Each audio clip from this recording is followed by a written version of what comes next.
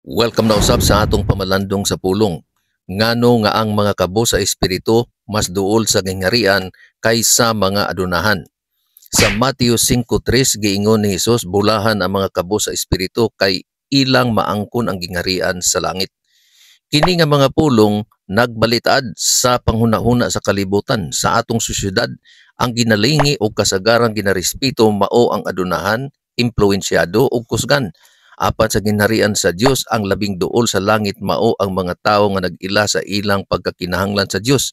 Ang kabo sa espiritu, mga kinaiya sa mga tawo nga kabos og espiritu. Una, ang kabo sa espiritu nakaamgo nga nagkinahanglan sila sa Dios. Ang kabo sa espiritu dili nagpasabot nga pobre sa kwarta. Pasabot niini nga nag-ila kita nga kung wala ang Dios, wala tay mahimo. Kini sila mga tawo nga moduol sa Dios nga walay garbo, walay ikapahambog ug andam mo pasakop. Ang adunahan usahay nagtuo nga kaya nila ang tanan. Ang bahandi mahimong makahatag og ilusyon nga dili na kinahanglan ang Dios.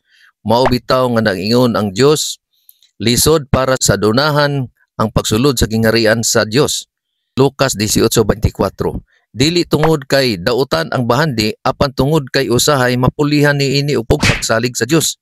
Ikaduha, ang kabo sa espiritu abli ang kasing-kasing sa grasya sa Dios. Ang mag-ila sa ilahang espiritual nga kakabo sama sa yutang andam mo dawat og binhi.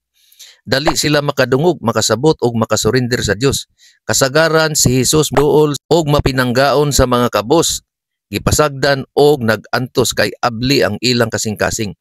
Ang nagtan-aw sa kaugalingon nga kasaligan taas og self-reliant usahay mosalikway sa Dios kay nagtuo sila nga sila ray makasulbad sa tanan. Ikatulo, ang kabo sa espiritu luwas sa garbo og makapabungol. Ang garbo usa ka pinakadako nga babag sa gingharian sa Dios. Ang garbo makapabungol og makapabuta. Dili ta makakita sa atong pagkamakasasala o pagkakinahanglan sa Dios, pero ang kabos sa espiritu mapainobsanon, walay panghambog, walay pagpanghilas og nagtuo nga ang tanan nga panalangin gikan sa Dios. Ang adunahan kung mapuno sa garbo usahay nagtuo sa ilang kaugalingon og ang hinungdan sa tanan nilang kalampusan. Tungod niini lisod ang mopasakop sa pagbuot. Ikaupat, ang kabo sa espiritu nakatilaw sa gingharian karon pa lang. Giingon ni Hesus, mao nga mailaha ang gingharian, dili ilahang mahimong. Pasabot nga ang mapaibsanon makasinati sa presensya, kalinaw ug paggiya sa Dios bisan karon pa lang. Ang mga naggunit pag-ayo sa kwarta, garbo o kaugalingong kusog, kasagaran nagpuyo gihapon sa walay kalinaw bisan pa daghan og kwarta.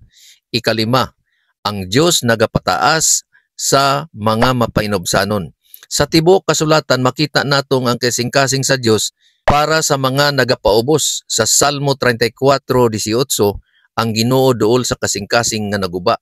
Sa Proverbio 3:34, gihatagan sa Dios og pabor ang mapainobsanon. Sa tubangan sa Dios, ang magpaubos maoy iyang ituboy.